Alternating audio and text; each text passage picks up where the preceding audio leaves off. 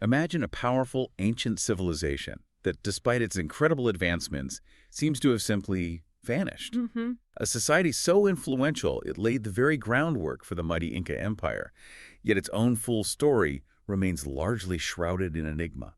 It really does. Today, we're taking a deep dive into the world of the Tiwanaku, one of the Andes' most powerful early civilizations, which flourished for centuries near Lake Titicaca in modern-day Bolivia. They were master builders, monumental architecture. Absolutely. Creators of a highly organized society, and then around 1000 CE, they just faded from prominence. Yeah.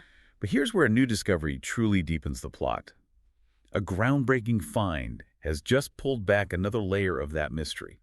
A newly uncovered Tiwanaku temple complex named Palaspata. And located somewhere quite unexpected, far from their known historical center. Exactly. And this deep dive is our mission, really, for you to unpack exactly what this single strategically significant discovery tells us. We're going to explore Tiwanaku's societal structure, its true geographic reach, its profound influence, and maybe even peek into the daily lives of its people. And where's this info coming from?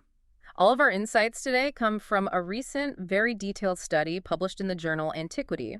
It was led by scientists from Penn State and Bolivia, including Associate Professor of Anthropology Jose Capriles, along with other comprehensive... Society, at its peak, was incredibly sophisticated. We know that. Mm-hmm. Boasting a highly organized structure with monumental architecture. Pyramids, terraced temples, imposing monoliths, mostly clustered around Lake Titicaca. The heartland. Right. As you mentioned, they largely vanished around 1000 CE, leaving behind these incredible ruins. But for scholars, there's always been this lingering question, this interpretive fluidity, I think they call it. Yeah, that's the term. Basically, a lot of debate and different interpretations. Around how much actual control and influence they truly exerted over distant places. Oh. Was it a centralized, iron-fisted state? Or something more decentralized, like a looser network? That's spot on. The exact nature of Tiwanaku's political organization has been a subject of intense debate for decades.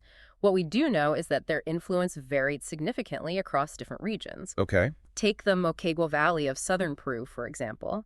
There, we have pretty clear evidence of direct Tiwanaku colonies. Direct colonies. How clear? Well, we see distinct stylistic changes in art, new construction methods, specific pottery types, and even the identification of highland migrants in burials through isotopic analysis. The bone chemistry stuff. Exactly. It's this clever scientific technique where researchers examine the chemical signatures in ancient bones, and it can pinpoint where someone lived, even what they ate. Tells you they actually moved there. Wow. And a site there, Omo M10, even features a terraced multi-platform temple that explicitly emulated Tiwanaku architecture. That's a really strong case for direct control. So an undeniable hands-on presence there.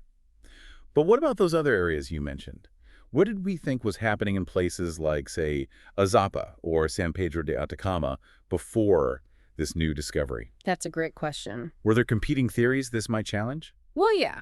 In places like the Azapa Valley, the sort of prevailing belief was that Tiwanaku influence was more indirect, maybe mediated by local elites rather than direct occupation. Okay. And in San Pedro de Atacama, down in northern Chile, their presence mostly manifested as, imported prestige goods and ritual items. So more trade and cultural influence. Suggesting trade and cultural emulation, rather than overt political control. The real missing link, though, has been understanding their expansion towards the southern highlands, and especially those eastern valleys of Cochabamba. Right, you mentioned Cochabamba earlier. We've known for a while that maize from Cochabamba was imported to Tiwanaku for ceremonies, so there was definitely a connection. But we didn't know how strong or how controlled. Exactly. The nature of that relationship, especially in terms of state control, has been much less understood.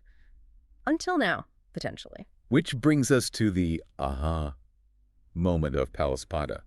Now, this isn't some brand new, never-before-seen spot, is it? You said it was known locally. That's right. Local indigenous farmers actually knew about this hill for generations, but researchers hadn't deeply explored it, probably because it looked so unassuming, just another hill. So what finally changed? What made them look closer? It was a combination of keen observation and applying some cutting-edge technology. Researchers noticed an unmapped quadrangular plot on the landscape that just looked different, out of place maybe. Huh. From there, they leveraged advanced visualization techniques. They blended various satellite images, conducted a series of UAV, drone flights to get better aerial pictures. Right, the drone. And then used photogrammetry. That's essentially using multiple photographs to construct a really detailed 3D rendering. Oh, okay. To truly bring the structure and its subtle topography to life. And that's when the undeniable outlines of an ancient temple started to reveal themselves. Wow. I can only imagine that moment. Yeah, the team apparently said when they first saw their subtle outlines on the satellite imagery, there was this quiet gasp. It was like the mountain was finally whispering its secrets after all these centuries. And its location turns out to be incredibly strategic. We're talking about, 130 miles or 215 kilometers southeast of the main Tiwanaku site near Titicaca. That's right. Why is that specific spot so important? Well, location, right. This spot connected three vastly different yet crucial ecosystems. Oh.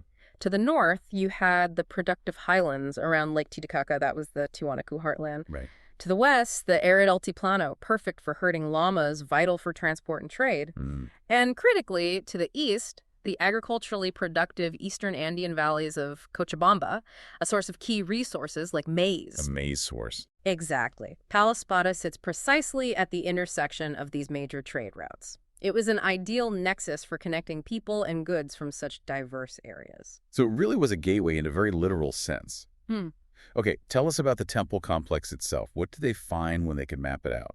Well, they named it Palaspata, after the native name for the area, and it's quite large. Approximately 125 meters long by 145 meters wide. Think roughly the size of a city block. That's substantial. It is. It features 15 quadrangular enclosures arranged around a rectangular inner courtyard, which they think likely contained a sunken court, a common feature in Tiwanaku architecture. And any clues about alignment? Astronomical or otherwise? Yeah, its main entrance faces west, which strongly suggests an intentional alignment, probably to perform rituals following the solar equinox. Interesting. What about the structure itself? Is much left? Well, many stones have been removed over time, likely for agriculture by locals. That happens a lot. But subtle topographic changes, like variations in rock density and soil compaction detected by the tech, still clearly reveal the outlines of the walls, especially the perimeter wall. That was outlined by distinctive red sandstone slabs and white quartzite boulders, so bits are still visible or detectable. Fascinating. Okay, so beyond the structure, what about the daily life and the purpose of this place? What insights are we getting from the artifacts found on the ground? Well, right on the surface of the temple, they found numerous fragments of kiro cups. Kiro cups. Those were for drinking chicha, right? The maize beer. Exactly. They were essential for drinking chicha during agricultural feasts and celebrations. And this is a truly significant detail. Maize wasn't grown locally at this high-altitude temple site itself. Ah, right. It's too high up there. It was cultivated down in those Cochabamba valleys we just mentioned. So the cups are there, but the maize isn't grown there. Precisely. This tells you that Palaspata was crucial in facilitating access to various goods, especially food, and connecting different culinary traditions. It wasn't just a place of worship, it was clearly a place of exchange, probably mediated by ritual. It's compelling to think of religion as that universal language for transactions, for trade. I wonder, though, were there any potential downsides to that approach? Or did it always manage to unify diverse groups without friction? That's a really good question. The sources don't explicitly detail friction at Palaspata itself, but Jose Capriles, the lead author, provides an insight into its function. He said, most economic and political transactions had to be mediated through divinity, because that would be a common language that would facilitate various individuals cooperating. Okay, so religion as the common ground. It suggests that religion was often the glue, the common ground that brought diverse groups together, enabling both ritual and economic activity. It likely helped smooth over potential cultural differences or trade disagreements. Makes sense. And beyond the temple itself, the nearby settlement of Okotavi I, which seems to be part of this larger complex spanning at least 75 hectares, yielded a really rich material culture. Okay, what kind of stuff? Plenty of Tiwanaku-style polychrome ceramics, the fancy painted pottery like flared bowls, carinated basins. Carinated? What's that? Oh, it's just bowls with a distinctive sharp angle or carina around the middle, a specific shape. Got it. And everyday utilitarian wares, too. But significantly, they also found ceramics from those eastern inter-Andean valley styles like tricolor Cochabamba, sauces, and tupuraya. So it wasn't just Tiwanaku pottery arriving. but a real blend, confirming interaction. Exactly. A very active crossroads of cultures and economies, clearly indicated by the mix of pottery styles. What about evidence of daily life beyond just the pottery? Tools, other goods. Yeah, they found lithic materials, stone tools like projectile point, scrapers, and hoes, things that speak to everyday activities like hunting, processing hides, maybe some high-altitude farming or tool maintenance. But even more intriguingly, exotic materials were discovered. Things like a blue sodalite bead, obsidian flakes. Obsidian, that's volcanic glass, right? Right. Doesn't travel easily. Exactly. Fragments of turquoise and even an Oliva peruviana marine shell. A seashell. All the way up there. All the way from the Pacific Ocean. Finding items like these so far from their source powerfully demonstrates just how vast and intricate Tiwanaku's trade networks must have been, connecting the coast, the highlands, the eastern valleys. Incredible reach. What about people? Any burials? And how does this all fit time-wise? Yes, burials were found at Okatabi 1. Some included individuals with that elongated cranial modification you sometimes see in Andean cultures. Ah, the skull shaping. Yes. That- And they were accompanied by artifacts like a complete Tiwanaku-style bowl. And crucially, radiocarbon dating confirms the most intensive occupation of this whole site. Kaiwasi, Okatabi 1, and Palaspata together was from approximately AD 630 to 950. Which is smack bang in the middle of Tiwanaku's expansion period. Perfectly aligned, it really confirms that these weren't separate spots, but likely formed a single, expensive, multifunctional settlement. Okay. So bringing it all together then, what does this discovery, this whole complex, tell us about Tiwanaku's grand strategy? How did Palaspata fit into their larger picture of power and expansion? Well, the researchers argue, and it makes a lot of sense, that the construction of monumental temples and large complexes was a key means for expanding societies like Tiwanaku to institutionalize control and project hegemony, to show everyone who was in charge, basically. Right, like planting a flag, but with a massive temple. Exactly. We see parallels in, say, the Wari Empire's D-shaped temples, or even other known Tiwanaku temples like Omo M10 down in Peru. Palaspata, then, wasn't just some random outpost. It was almost certainly a gateway node. A gateway node. Actively materializing the power and influence of the Tiwanaku state. Its construction looks like a very deliberate strategic decision to directly control that interregional traffic and trade between the highlands and those crucial eastern valleys. That's a powerful insight. It wasn't just passive influence drifting out. It was engineered control. So the big takeaway here is that Palaspata likely serves a dual function then. Precisely. That's the argument. It served as a ritual hub, a ceremonial complex designed to, quote, sacralize the flows of people and goods between those contrasting ecological regions. Making the trade sacred, essentially. Right, making the economic transactions inherently sacred, perhaps easier to manage or legitimize. But its peripheral enclosures likely also functioned as an administrative center for storing goods, tallying them, ultimately managing these crucial economic flows. A mix of the sacred and the very pragmatic. Statecraft. It's a fascinating blend, yeah. And interestingly, the researchers note it was relationally comparable to Paria, a major administrative hub, or Pambo, that the later Inca Empire established just 17 kilometers to the south. Wow, so the Incas recognized the strategic value of that same area later on. Shows remarkable continuity in strategic thinking for controlling these vital routes over centuries. That's a great historical echo. So what this discovery does then is really fill a major gap in our understanding of Tiwanaku, isn't it? It connects dots we couldn't connect before. It absolutely does. Palaspata provides a previously missing link. It not only corroborates the interconnectivity between these regions, the highlands, the Altiplano, Cochabamba, but it also reveals the strength and the nature of that connection.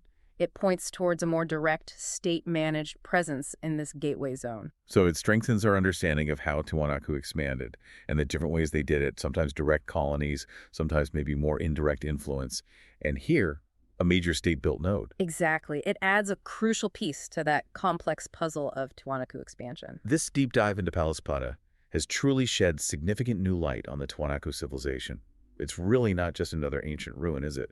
It feels like a strategic key, unlocking a deeper understanding of their economic and political strategies, showing how they build infrastructure to consolidate geopolitical hegemony and integrate diverse regions. Indeed. As Jose Capriles observed, this discovery gives us, as he put it, a window into how people managed cooperation and how we can materially see evidence of political and economic control. Yeah. It highlights the incredible ingenuity of human organization even thousands of years ago and how these complex societies functioned, how they managed resources and people across vast, challenging landscapes. What stands out to me as we wrap this up is just the continuous unveiling of history. It's a powerful reminder, isn't it, that there's still so much to discover that we don't know about. Absolutely. And that could be hiding in plain sight, like this temple was, on an unassuming hill. It just requires opening your eyes, maybe with new technology, maybe just with a fresh perspective to see what's out there. Makes you wonder, doesn't it? What other unassuming locations around the world might still hold secrets about past complex societies and the incredible ingenuity of human organization?